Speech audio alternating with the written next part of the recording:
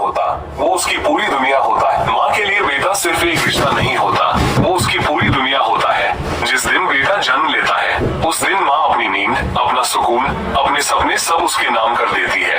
बेटे को जरा सी ठंड लग जाए तो माँ का दिल कांप जाता है, और बेटा हंस दे तो माँ की सारी थकान उतर जाती है।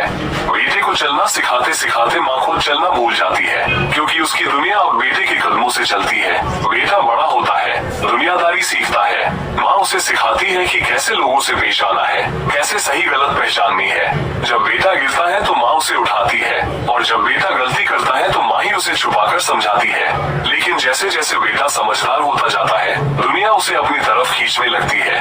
दोस्त, काम, सपने सब कुछ जरूरी लगने लगता है, और माँ धीरे धीरे इंतजार बन जाती है। बेटा कहता है अम्मी हो तो घर अच्छा लगता है, और माँ मुस्कुरा देती है। लेकिन माँ ये नहीं कहती कि बेटे के बिना वही घर उसे काटने लगता है।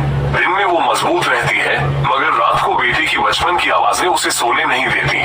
बेटे की एक कॉल, एक कैसी हो अम्मी, माँ के लिए पूरी दुनिया बन जाती है।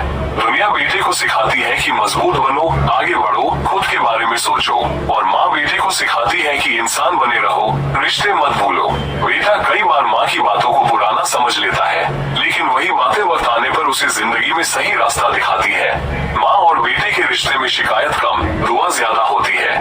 माँ बेटे की हर खुशी में पीछे खड़ी होती है, और हर दर्द अपने सीने में छुपा लेती है। बेटा चाहे कितना भी आगे निकल जाए, माँ के लिए वो आज भी वही छोटा सा बच्चा होता है जिसे उसने उंगली पकड़कर चलना सिखाया था। कभी कभी बेटे की बेरुखी माँ को चुप करा देती है, मगर उसकी ममता कभी कम नहीं होती। वो आज भी उसी शिद्दत से दुआ करती है, मेरा बेटा खुश रहे, चाहे मेरे पास न भी रहे।